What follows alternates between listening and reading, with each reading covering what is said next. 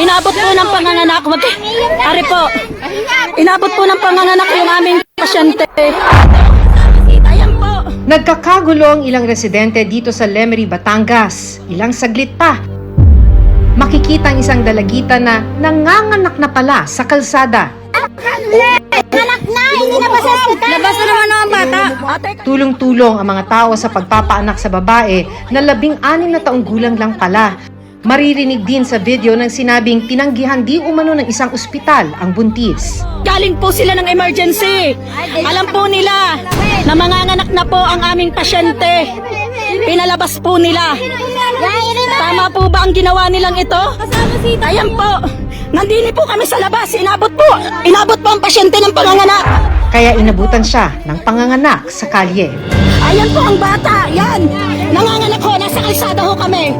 Habang nasa tricycle daw sila, lumalabas na yung ulo ng bata. Buti na lang daw naka-diaper. Hanggat inabutan na siya ng panganganak dito mismo sa lugar na to. So, can you imagine yung takot ng bata at pati yung sakit na kanyang naranasan habang nanganganak dito sa gilid ng kalsada?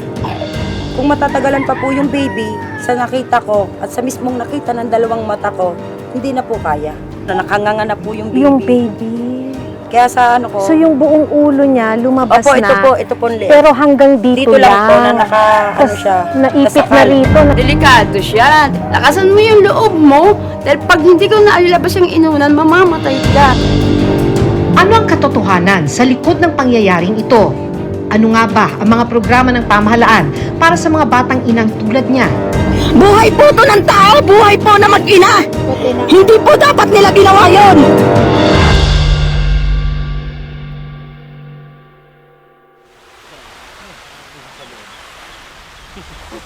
June 28, bandang alas 5 ng hapon, makikitang pinalilibutan ng mga tao ang isang dalagita.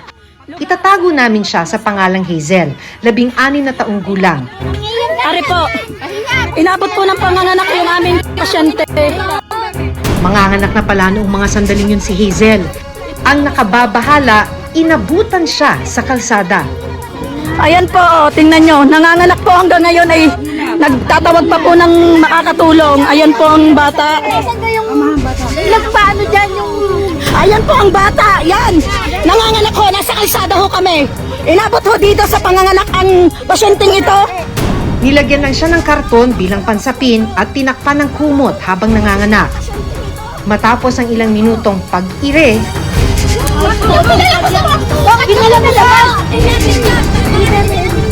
hindi po kami kamag-anak ng batang ito. Diyos ko, thank you, Lord. isinilang ni Hazel ang kanyang sanggol na si Cheska, hindi niya tunay na pangalan. Leg na leg po yan. Nandito po kami sa kalsada. Nasa kalsada po siya nanganganak ng Diyos ko. Ari po ang bata. Ayan po ang bata. Pagkalabas ng sanggol, binuhat ng mga residente si Hazel para iuwi muna sa kanilang bahay para makapagpahinga at malinisan ang mag-ina. San Luis po. Matapos ang panganganak sa kalsada ng Dalagita, kinabukasan pa siya nadala sa ospital sa tulong ng kanilang barangay. Ayan po, inaalis na po. Punta po sila sa private.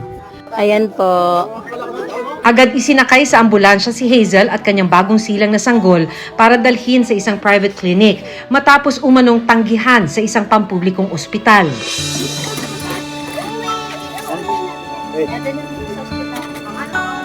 Maraming salamat po. Maraming salamat po sa pagtugon niyong pagtulong. Habang nasa tricycle daw sila, lumalabas na yung ulo ng bata. Buti na lang daw naka-diaper. Hanggat inabutan na siya ng panganganak dito mismo sa lugar na to. So, can you imagine yung takot ng bata at pati yung sakit na kanyang naranasan habang nanganganak dito sa gilid ng kalsada? Nahanap din namin ang ilang residenteng tumulong sa panganganak ni Hazel habang nasa kalsada. So, nakita niyo siya rito Opo. na manganganak na. Pagdating po namin, binaba agad niya po sa tricycle, binuhat niya po yan. Kasi hindi na po pwedeng... Hindi na niya kaya. Opo, umakyat sa taas. Ayan po, oh. Kwento ni Sheila, inakala nilang patay na ang sanggol dahil nangingitim na ang ulo at hindi humihinga ang sanggol matapos mailuwal ni Hazel. Sa hanggang sa ginanon-ganon ko na lang po yung dibdib, Hanggang hanggang sa inalog-alog ko, tinagilid. Pinisil ko po ilong nung hanggang sa umiyak na po siya. Diyos ko, thank you, Lord! Parang doon po kami nabuhayan nung narinig po namin na umiyak yung bata. So, hindi umiiyak yung bata Opo, nung lumabas? makalabas po, hindi po agad umiyak. Inalog-alog ko po hanggang sa inano ko po yung bunganga, pinisil ko po yung ilong, para lang po umiyak yung baby. Siguro kung natagalan pa po ng mga kalahating oras, ganyan siguro po, ang batang yun, patay na po. Dahil itim na po talaga na, kung tutusin po, kung ako lang po talagang hinihinaan ko loob ko, hindi ko po kaya dahil ayoko pong ako po yung pag-aabutan, pero sa ano po, gusto ko lang pong makatulong. Natakot ka rin nun. Parang nawala na po yung takot ko. Ang gusto ko lang po masurvive po yung mag-ina. Live na live po yan. Nandito po kami sa kalsada. Ano pong masasabi nyo ngayon sa ospital ng emergency? Batangas. Ito po. Pinalabas daw, pinalis. Pinalis sa emergency. Nakaramdam man ng pangamba si Sheila at iba pang tumulong sa pagpapaanak kay Hazel, buong tapang daw nilang tinulungan ang mag-ina. Pinuntahan nila ako doon sa bahay habang naliligo ako na tulungan nga daw at labas na raw ang bata. Di, sa taranta ko kahit hindi na nga ako na habang daan nga ako'y nagbibihis.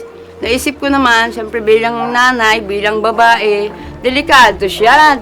May naano na kami sa post na namatay.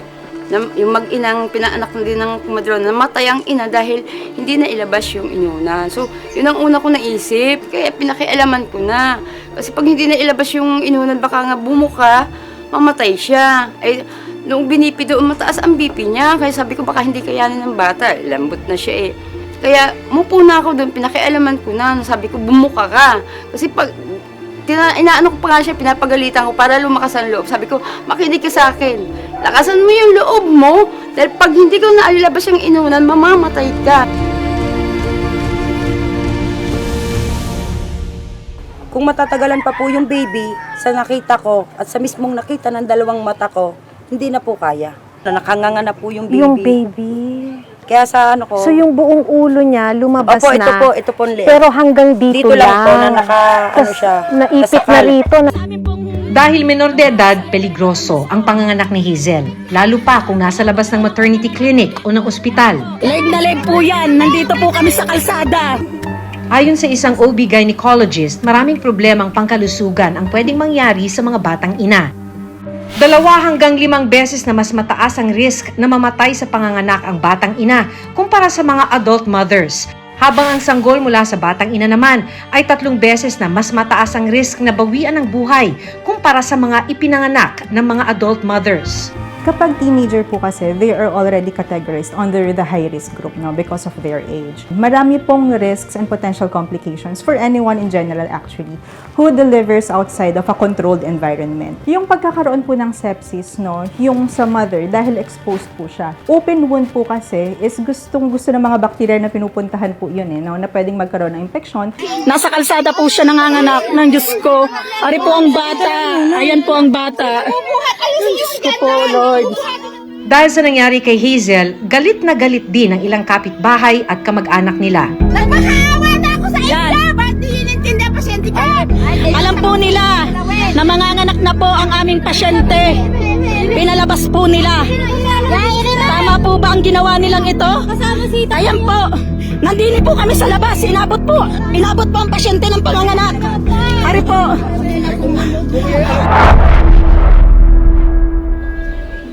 Makalipas ang 3 araw, binalikan ng uploader ng video na si Manilyn si Hazel sa loob ng kanilang bahay. Dito muling ikinwento ni Hazel ang nangyari sa kanya. Bakit doon ka nanganak sa sa kalsada? Dahil sa emergency, Oh. tinanggihan mo kami, pinalis po. Salamat daw po sa mga nag-alala kay at sa mga nagtatanong po sa kanya. Ayan po. Ito po ang kanilang tinitirhan. Sa mga gusto pong tumulong kay yan po. Sa po ay batang ina. Wala po siyang asawa.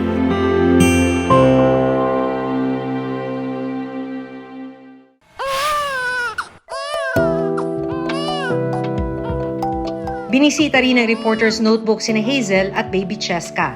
Tumanggi munang magbigay ng panayam si Hazel dahil daw sa tromang naranasan niya habang nanganganak sa kalsada. Pero kwento niya sa amin, nabuntis siya ng kanyang nobyo na 19 na taong gulang. Dahil sa kahirapan, hindi na rin niya naipagpatuloy ang kanyang pag-aaral sa grade 5. Nakapanayam naman namin ang kanyang ina. Kwento niya, June 28 isinugod na ang kanyang anak sa ospital matapos makaramdam ng panghihilab ng tiyan. Pero pagdating ni Hazel sa ospital, nagpositibo siya sa COVID-19. Naging dahilan din daw ito para tanggihan siya sa ospital. Pinalabas daw si nasabi yun nga daw positive sa COVID. Bandang 5:30 ng hapon, umalis na lang daw sila ng ospital at nagdesisyong umuwi na lang. Pero habang nasa daan, bigla raw pumutok ang panubigan ni Hazel. Kaya bumaba siya sa sinasakyang tricycle at inabutan ng panganganak sa maruming kalsadang ito. Live na live po yan. Nandito po kami sa kalsada. Sa tingin niyo po ano pong dapat gawin?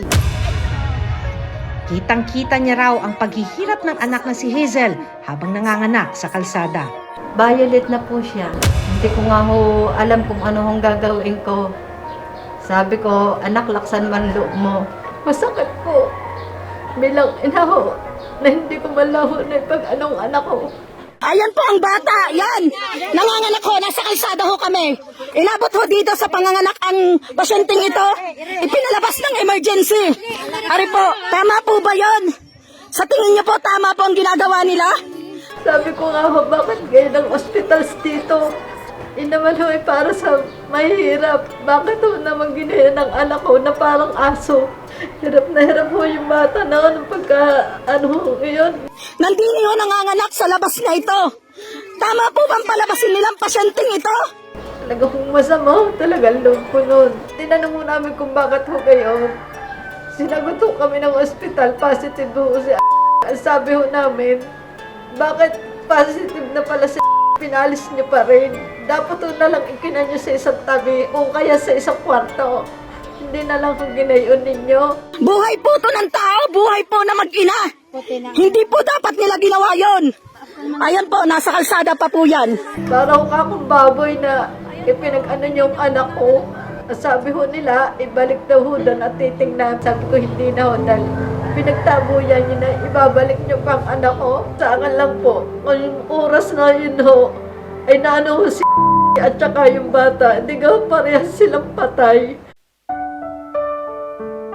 Kasalukuyang naka-home quarantine sina Hazel at kanyang bagong silang na sanggol habang minomonitor ng barangay. Tinignan po namin yung kanyang umbilical cord. Maayos po yung condition, hindi naman po sa amin pong nakita, wala po siyang infection. Si baby po ay nabigyan naman po namin ng vitamin K, yung mga kaukulang gamot, yung mga turok. Once po na nag-negative po sina ang mga kasama po sa bahay, pwede po nating dalhin sa RHU, San Luis RHU, ang baby po para po sa newborn screening. Nagnegatibo rin sila sa COVID-19 nitong July 4.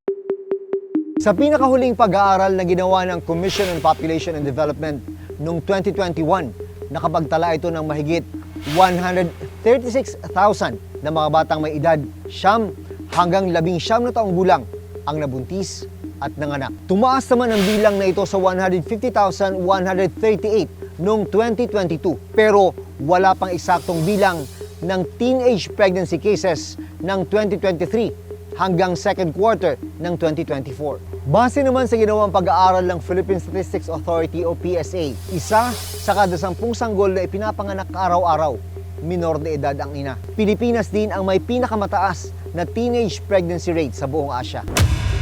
Kailangan din yung laws, no? Mas paigtingin ang mga batas natin sa Pilipinas tungkol sa adolescent pregnancy. At the same time, maaaring yung mga serbisyo sa local government unit, no, wala para sa mga adolescent na edad 10 to 19. Kailangan kasi merong information drive na ito yung ways para i-protect mo yung sarili mo. Sa demographic survey ng PSA, nasa poorest of the poor at mga rural area ang pinakamaraming bilang ng mga teenage mother. So, ibig sabihin, problema na talaga ang panganganak sa Pilipinas. Kulang ang doktor, kulang ang facilities. I think the Department of Health should actually work with the DILG as well as the DepEd on how we can actually have an extra fund for teenage pregnancy na manganganak. Kasi it's all about funding eh. Noong 2022, inilunsad ng Department of Health o DOH ang National Safe Motherhood Program o NSMP. Layunin ng programang ito na tiyakin na ang mga kababaihang Pilipino ay magkaroon ng ganap na access sa mga serbisyo at pasilidad para magkaroon sila ng mas ligtas na pagbubuntis at panganganak. Samantala, dahil sa naging salaysay ni Hazel na tinanggihan siya ng ospital, kinuna ng Reporter's Notebook ng panig ang pagamutan. Ano nga ba ang protocol para sa mga tulad ni Hazel na nasa emergency situation pero tinamaan ng COVID-19?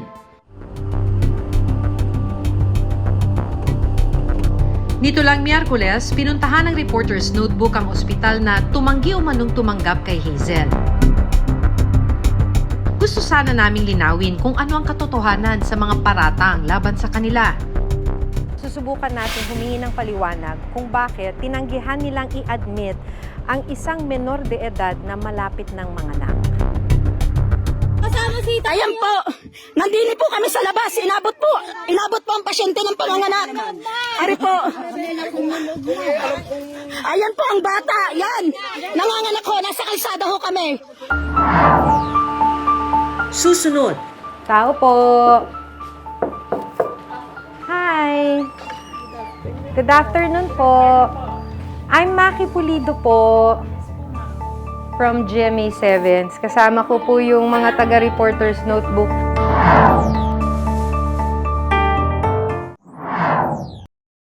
Ayan po ang bata, yan. Nanganganak ho, nasa kalsada ho kami.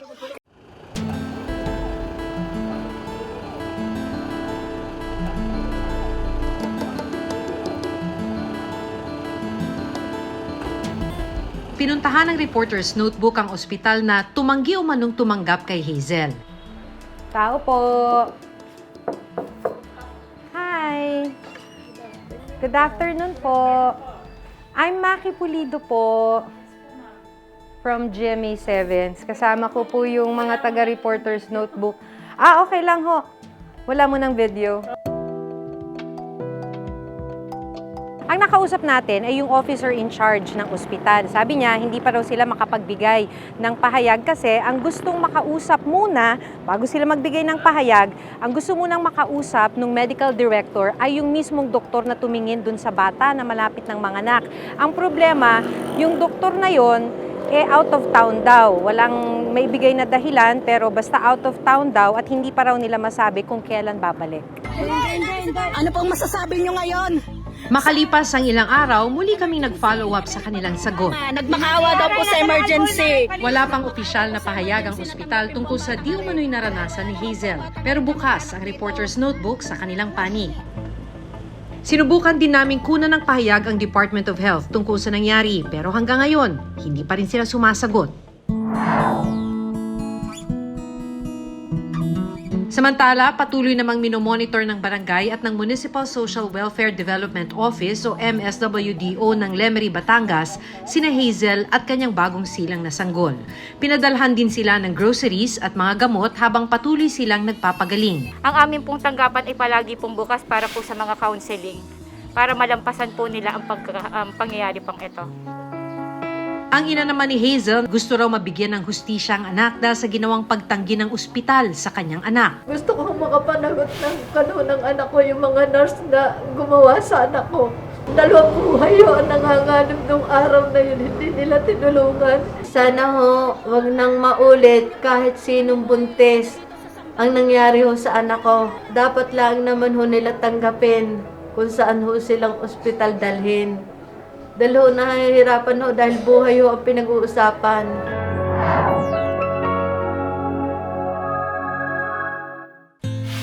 Tingnan nyo naman po nangyari. Nasa kalsada po siya nanganganak ng Diyos ko. Palaging sinasabi ng pamahalaan na may mga programang nakalaan para protektahan ang mga nagdadalang tao at mga bagong silang na sanggol. Bata, Pero sa pagkakataong buhay na ang maaaring maging kapalit, malinaw na may kakulangan at marami pa rin ang napagkakaitan ng karapatan sa atensyong medikal. Kaya ang tanong, hanggang kailan nga ba magtitiis ang mga kagaya ni na Hazel at Baby Cheska? Tao po. Ako si Maki Pulido. Ako si Jun Veneracion at ito ang Reporter's Notebook.